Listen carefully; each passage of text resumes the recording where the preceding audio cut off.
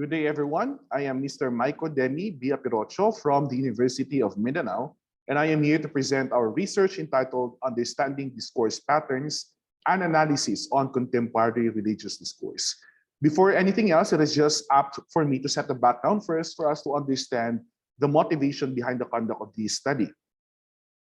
Astero in 2017 argues that the language of a speaker reveals the relationship aimed to be established with the listeners. More often, the speaker has the total control of the words that he or she wants to use. Now, in a religious organization context, establishing that relationship between the speaker and the listeners or the audience is very much important, most especially from the end of the speakers who deliver sermons or preachings in order for them to make sure that the audience are really listening or absorbing whatever messages are being relayed to them.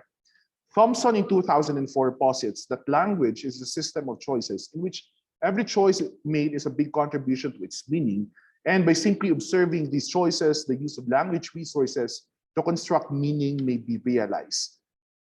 Now, in the context of religious organization, contemporary preaching is a form of communication influenced by interpersonal ambitions with a large scale of interpersonal-oriented language or the language used in society. That's according to Malmstrom in 2016. And for people delivering preaching or sermons, the use of interpersonal communication is really significant. This is to ensure that there is this religious connection or relationship happening between the members of the church and the preacher or the pastor or the one delivering the sermon. Akimian and Farutimi in 2018 found out that there are conversational features and discourse strategies within a sermon. In their study, they discovered that religious discourses such as sermons or preachings also have certain linguistic features, such as paralinguistic codes, nonverbal features, and discourse markers. And it's just so interesting to unravel the different linguistic features to better understand not only the language used in these religious organizations, but also the various religious practices in that specific religious organization. Now, for us to better understand the motivation behind the conduct of this study, let's set the picture by understanding the different problems or gaps in this research. First one, people ridicule one another because of religious practices which include worshiping styles and preaching conventions. And certain news would attest to the fact that this is happening in society when people throw judgments to a specific culture or a specific religious organization because of some unconventional practices in that specific religion, specifically in terms of how worshiping is done or how preaching is conducted.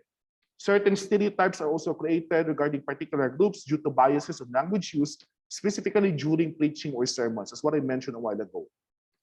And members of religious groups hop from one sect to another due to seemingly unconventional sermon structures and ideologies. This is specifically true for some individuals who choose not to stay longer in a specific religious organization because they feel that there is something off with the way preaching or sermons are delivered in their organization. And the researchers also found out that there is scarcity of studies focusing on a contrastive presentation of discourse structures used among religions in Philippine society. While there are a number of studies focusing on the linguistic features of religious discourses of a specific religion, there is not one published that focuses on a contrastive presentation of the different religions for people to better see and appreciate the uniqueness of the religious discourses used by each of these organizations in the Philippine context. With all of these, the researchers were prompted to conduct this study with the following research questions. First one, what common discourse patterns are evident in the selected religious discourses?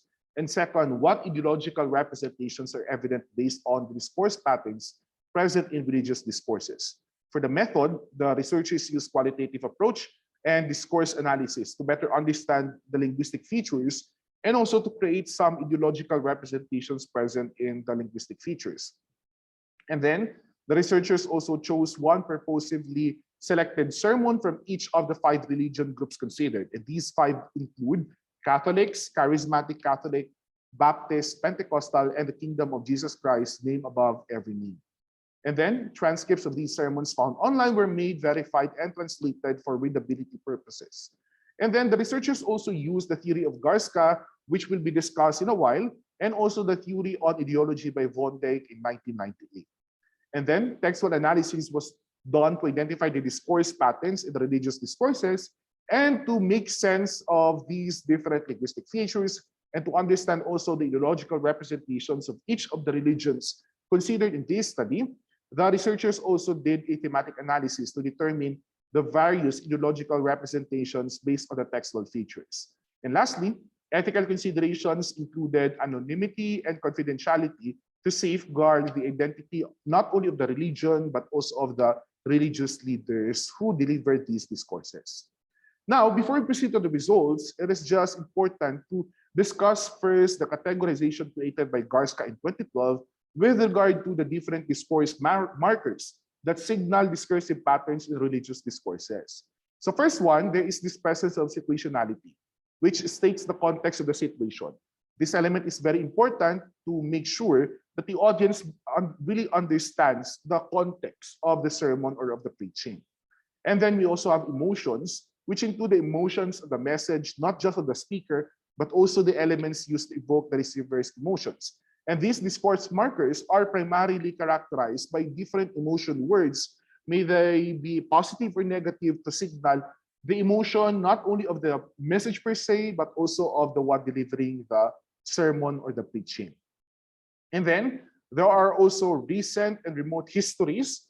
First one, we have recent history, which is a relatively relevant recent event, and remote history is a significant historical happening.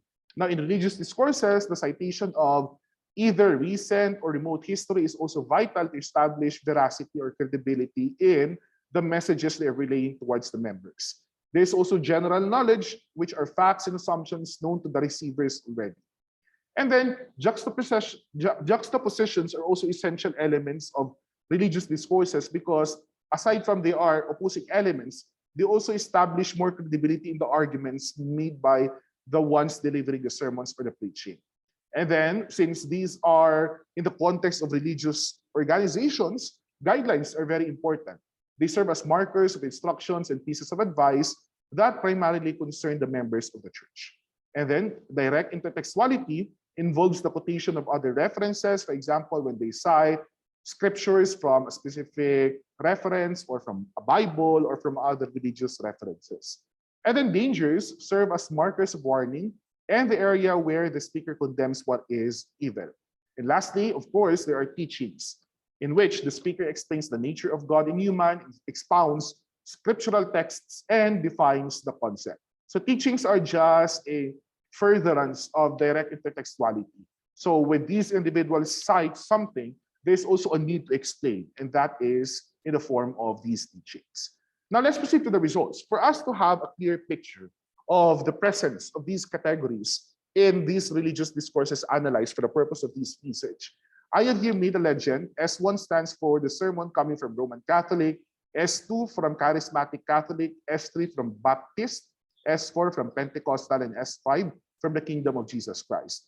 And shown here on the screen is a summarization of the presence of these categories. And if we could see here, only recent history and remote history are not present in all of the religions or the sermons analyzed in this paper. And I will be explaining the implications for the absence of recent history and remote history in the religious discourses of these sermons coming from the Roman Catholic and the Charismatic Catholic.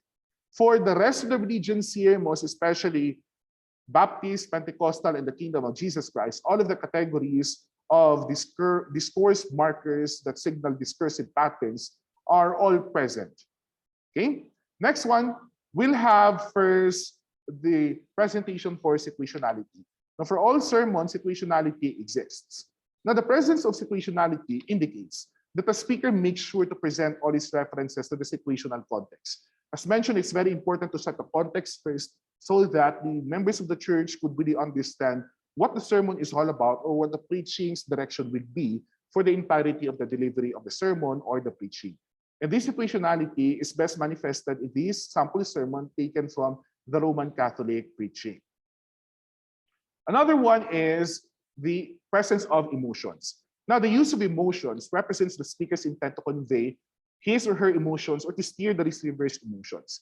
If, for example, the person delivering the sermon or the preaching would like to connect well, okay, or to establish connection between the message and the audience who are listening primarily to the preaching or the sermon, then the use of emotions would come handy. And for these individuals, they believe that emotions will definitely steer not only the mind, but also the hearts of the listeners. Now, the speaker's use of recent history and remote history confirms his or her intention of being understood. And based on the analysis, recent history and remote history, both of them do not exist in all of the religions or the religious discourses. Now, to better explain a principle or a teaching, the use of either of this or even both is helpful in establishing better understanding from the receiver's end. Now, some of these individuals, pastors or ministers, when they deliver sermons or preaching, they make sure to really cite either a personal experience or a distant fact from the history to establish credibility in the messages that they are delivering. This way, people would better understand and appreciate the core of the message being relayed towards them. And then, when there is this presence of general knowledge, it only shows that the speaker wants to communicate certain ideas in order to ease the processing of the receivers. This way, the receivers could also easily understand the message being relayed towards them, okay? Because the knowledge or the pieces of information are more of a general knowledge for easy understanding. And then, juxtapositions are also present in the religious discourses.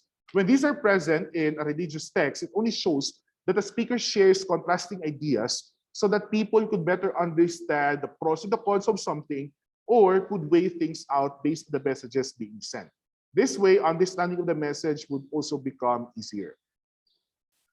The use of direct intertextuality allows the speaker to quote certain materials or references, for example, from a Bible, to establish veracity in the sermons. While, on one hand, the use of teaching cites not only a reference, but also a furtherance of the direct intertextuality. So there's a need to explain in order to really teach the people certain doctrines or religious principles. Now, the presence of these two in religious discourses provides an opportunity for points to be made clearer by citing authorities and references as well. And then, guidelines are also presented in order to make sure that people will have a step-by-step procedure on what to do regarding their religious or moral responsibilities. This could either be general or specific. On one hand, dangers are also presented in the religious discourses to indicate that the speaker avoids focusing on the evil and instead making people be enlightened of the possible consequences of their evil deeds. Now, it's also important for us to understand the different ideologies in the religious discourses. And the researchers found out that setting the context through situations and general knowledge is important for religious organizations. Establishing credibility is also a must to make sure that people will really believe the sermon or the preaching. It's also important to stress meaning through emotions and juxtapositions because meaning making happens when there are emotions felt during the sermon or the preaching. And veracity is also important, and this could achieve by intertextuality or citing references and by processing whatever there needs to be processed in the sermon itself. And principles or religious principles or teachings need to be interjected through imposing guidelines and making people enlightened about the possible dangers of their evil or wrongdoings.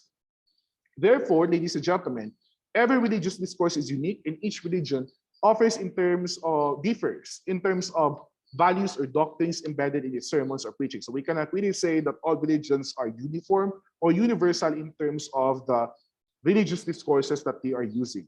For these selected religious discourses, the use of different markers that signal discursive patterns are really important to integrate the necessary discourse parts and to effectively channel the message to all members of the organization. And as evidenced in the presence of these discourse patterns in the religious texts, there are ideologies being contained, such as context, credibility, meaning, veracity, and principles, which are all important to guide, educate, and motivate the members of the church or the organization. And we should always remember that understanding the language or discourses of religious groups opens doors to understand the religion per se as well. If we cannot understand the people, at least let us understand the language. This way, we could also understand the culture or the religion. And also this way, biases and stereotypes can be avoided. Ladies and gentlemen, let me leave you with this quote. There's only one language, the language of the heart. There's only one religion, the religion of love. So let us not fight over religion or culture or language, because at the end of the day, we are just one human race. Thank you very much for watching this video presentation. I'm now open for questions.